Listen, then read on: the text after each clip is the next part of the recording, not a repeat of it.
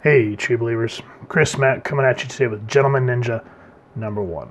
Now, this is an indie comic book that was created by some local area cats that I've had the pleasure of getting to know over the years. So seeing them collaborate to create an awesome comic book was just like, yes, I was excited. So once I saw this, I definitely had to kick it, support it on Kickstarter. I don't know if the campaign's still going on. You'll have to contact them to double check if you could still pick up a book.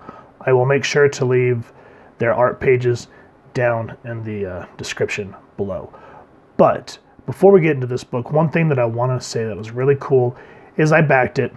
And for the amount that I backed, this was awesome. So it comes with one of those traditional Japanese fans, which I think is supposed to match his... what do you call it? His demon spirit / I think love interest. We'll get into that in a second.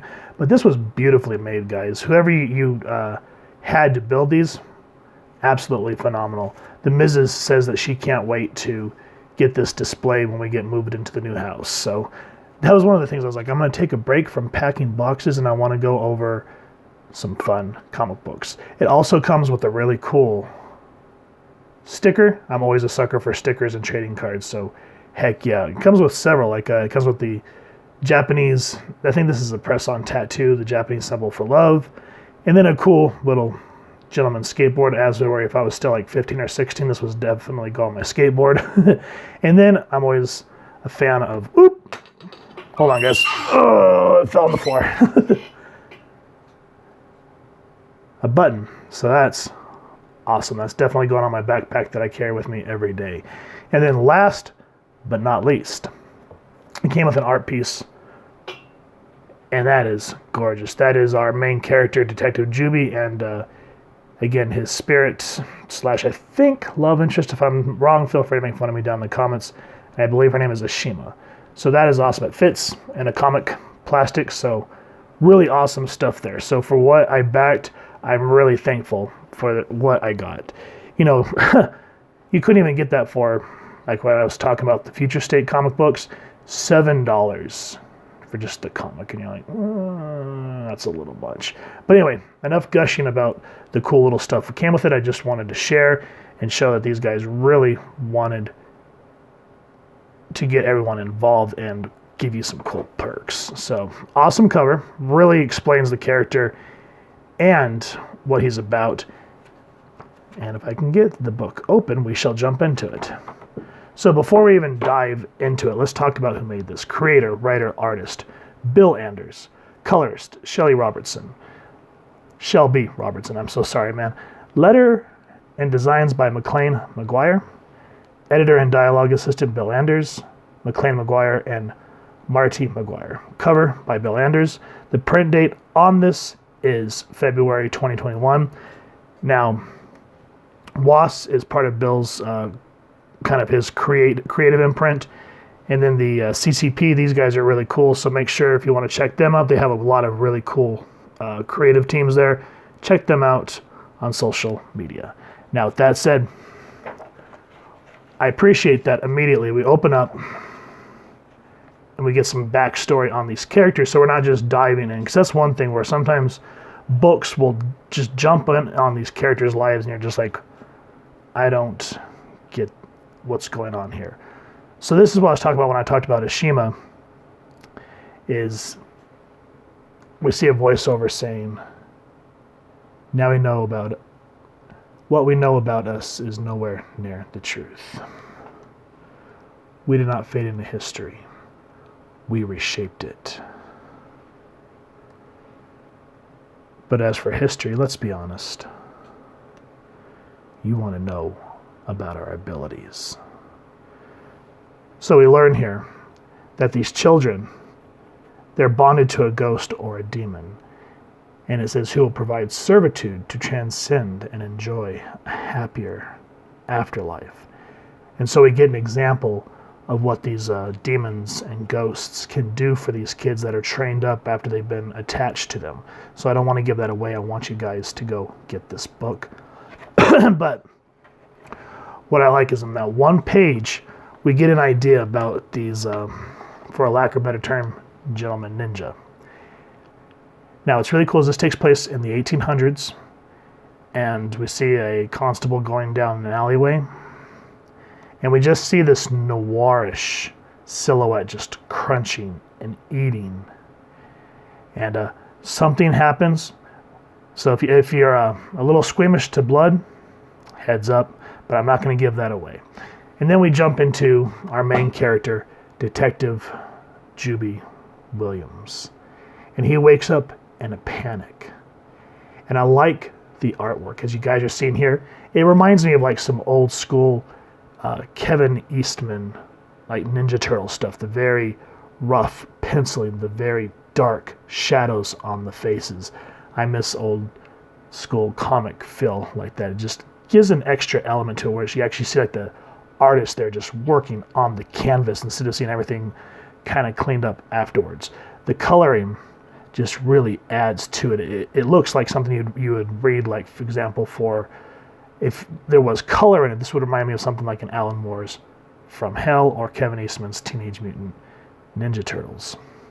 So just the creativeness here is spectacular. I love the use of the pinks as Detective Jubi is woken up and is in a panic. And here we see, what is stricken you, Master? Something horrible has happened, Ashima. And then I like that we flip to his back and she goes, shall we speak face to face, Master? Yes. So we see this tattoo of this lady on his back, and then all of a sudden a hand coming out, very like Scarlet Witch or Doctor Strange style. And then gorgeous splash page. Good work there. This kind of reminds me of the attention to the anatomy. This sort of reminds me of something you'd read like in James O'Barr's The Crow, because that was something he was always very attention oriented to, was the anatomy. So you can see all the biceps, triceps, the pectorals, just a really cool idea all around. So you see how this spirit works. Now I don't think that would be called an Oni. That's something completely different. But nonetheless, gorgeous splash page. Now I don't want to give too much more of the book away, but Detective Jubi, he's brought into the scene, and we come to find out that the people that are being slaughtered by this shadow apparition that I mentioned at the beginning of the book is very remnant of Jack the Ripper. So what better character to take for an 1800s story and make it the antagonist, and then take, the idea and then make it your own. And that's exactly what this team has done. So we're introduced to Madame Chloe, and she's like, it seems they're targeting my girls. And this is Jubi on the scene. So you kind of come to see it. He's sort of the one they reach to, kind of like Johnny Depp's character in Sleepy Hollow, where he was sort of the, the odd man out, because you could tell that the police don't really like his ways. What am I talking about there? Get the book. But you come to find out that Detective Jubi here is very detail oriented, and you can guys see here that this panel here is kind of the poster that we got with the Kickstarter thing, which is really cool. And I like that Ashima. She reminds me of a whole lot of Psylocke. Like when me and Bill have talked at conventions, see me and him, we love X-Men, love Batman, so I can kind of see a lot of those elements in here as well. Jubi very much reminds me of Bruce Wayne if you were reading, like, let's say, Batman, Gotham by Gaslight. Chloe here, you see that she knows more than she's letting on. And I like how they use that, the hat tilting down and a little bit of a sinister smile to show the readers something's going on. And then I like how Ashima, she's become my favorite character thus far, because she's able to leave her master and follow this well, I don't remember what they call the people who that are the head of the ladies of the night. I can't remember what they're called, but I guess that's a good thing. Anyway, the action just starts to kick in, and what I like here is Chloe's sitting in front of her mirror, And you can see, even though she had that sinister grimace, or not grimace, but like smile on her face, she comes in and all of a sudden we see this kind of duality to her, and she has the weight of the world on her shoulders. And all of a sudden, what did you mean by they? And just through the window, the mirror. Absolutely terrifying. Good stuff. That's always one thing I was growing up, everyone always poke at the Bloody Mary thing. Always was afraid to sit in front of mirrors when I was a kid for that reason. Now, something else happens. These villains, or should I say demons, pop up. And this is where we actually get to see Detective Jubi in full-on armor. Very cool splash page. We see how Ashima reattaches herself to her master. And again, just very much that indie look. The heavy penciling or marker, I'm not sure, the medium. The scratches, the cross-thatching there. I like it. And then, of course, a little bit of the new digital stuff, so I like that blending of old and new school technology. That always makes me excited. And then you can kind of see a little bit of, as we go into an anime, where he's able to create his sword. And then we just get, slice, slice, slice, and you see each slice. Now, I'm always been a fan of watching stuff like Bleach, and there's a couple of more like Shogun animes that I like, but I can't think of them off the top of my head, but very much in the vein of that. I like that idea.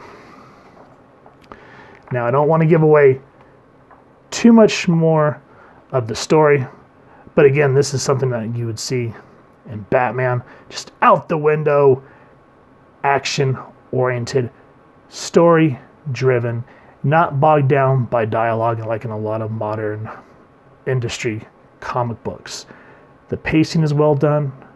The artwork drives the narrative, because again, as I've always said, comic books are a visual medium.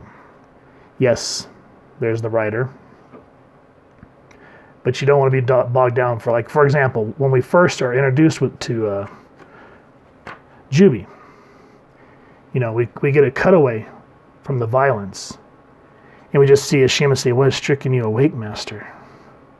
Something terrible has happened. Shall we speak face to face, master?" Yes. See how beats, pacing, boom, boom, boom, boom.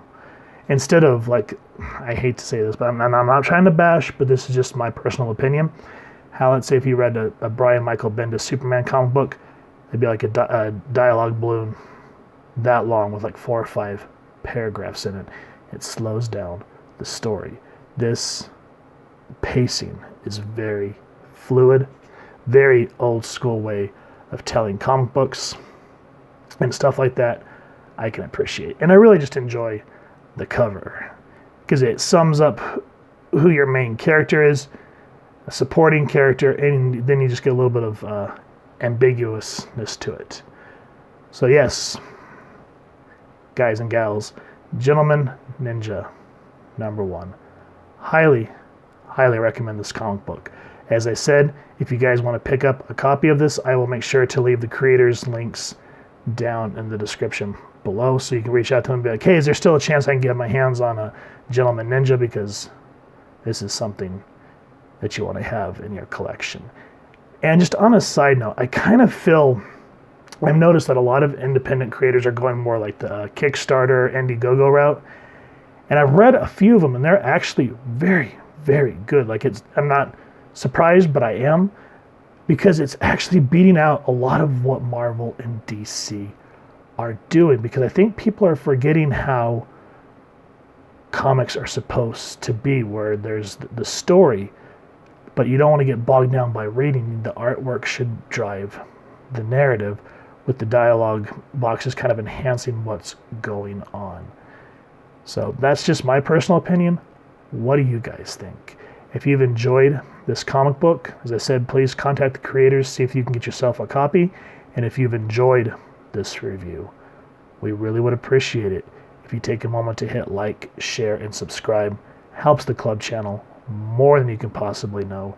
And if you won't mind hitting that fancy little gentleman bell next to subscribe, That way, as we continue to upload content, you guys will get notified. You can come to the channel, and we love talking with y'all and hearing your feedback down in the comments below or on our social media pages, which I'll make sure to leave the links down in the description as well.